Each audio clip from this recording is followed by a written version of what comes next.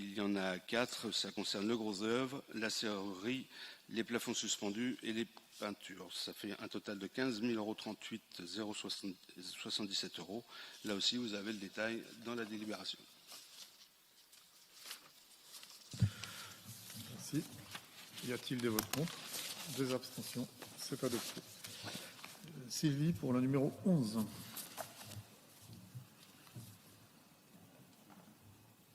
Il s'agit de la vente aux enchères d'un manuscopique Manitou. De détailler rue par rue parfois des contraintes d'architecture, c'est-à-dire qu'il y a des bâtiments qui sont protégés et qui ne pourront pas être démolis, d'autres qui sont protégés mais qui pourront être démolis, d'autres démolis parce qu'il y a un projet global. C'est un document important et qui permettait d'avoir une vision globale sur l'ensemble du patrimoine et surtout de le protéger. Parce que vous avez dû remarquer qu'il y a beaucoup de patrimoine sur la ville de La Roche-sur-Yon qui a été démoli, et notamment des maisons de cheminots ou des vieilles maisons de centre-ville que nous avons souhaité conserver, aux dépens parfois de la densification. Et donc avant l'AVAP, nous pouvions sur tout le Pentagone faire des bâtiments à 7 étages en démolissant les très belles maisons de ville. Nous avons souhaité, en fonction des maisons, en fonction du patrimoine, en fonction des rues, autoriser des hauteurs plus ou moins importantes avec une volonté de protéger le patrimoine. Donc voilà, pour les élus qui ne connaissent pas cette commission, de quoi elle est composée. Et donc on a une commission qui suit ce projet, qui se réunit plusieurs fois par an, qui permet aussi d'avoir une présentation des différents projets importants, mais qui permet aussi d'avoir des dérogations possibles, parce qu'il y a des dérogations possibles à ce document. Je prends l'exemple par exemple d'un projet immobilier qui va être d'une hauteur plus importante que ce que le document le permet. Il y a une dérogation dans certaines rues où il y a déjà une densification, donc entre deux bâtiments à 6 étages, évidemment des maisons sans qualité qui vont pouvoir monter à la hauteur des bâtiments voisins. Voilà le type de dérogation qui peut être accordé, qui est cadré par ce document-là. Donc pour accompagner l'évolution de ce document, il est proposé donc d'avoir une commission, et donc cette commission évidemment évolue avec les élections municipales. Elle est aussi cadrée, cette commission.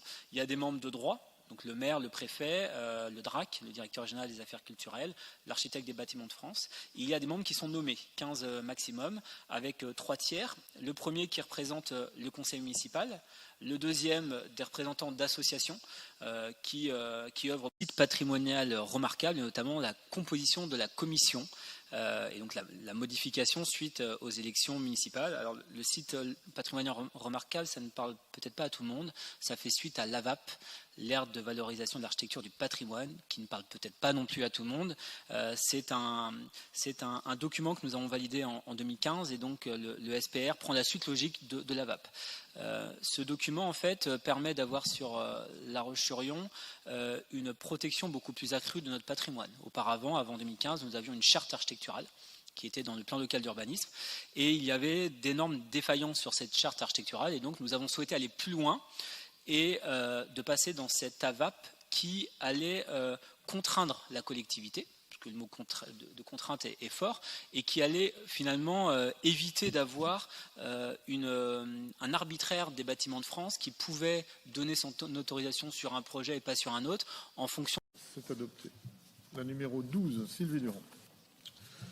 Donc c'est la désignation d'un représentant au conseil du CNAS, le Comité national d'action sociale.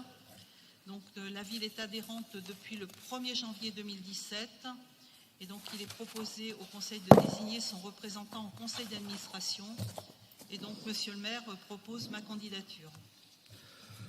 Merci. Y a-t-il des votes contre? Des abstentions? C'est adopté. La numéro 13, Dominique Boisseau-Rapito. Oui, cette délibération concerne le Conseil des S'il te plaît, Dominique, parle bien dans ton micro parce que la sonorisation n'est pas terrible. S'il te plaît. Donc cette délibération concerne le Conseil des sages. Un petit rappel sur cette instance consultative. Il a été créé en 1900. Merci pour votre prévention. Y a-t-il des votes contre? Des abstentions? C'est adopté. Numéro 10. Ça concerne la signature de 2 avenants à des marchés publics. Le premier concerne l'aménagement de l'espace public du quartier des Halles. On en est aujourd'hui à l'avenant numéro 4.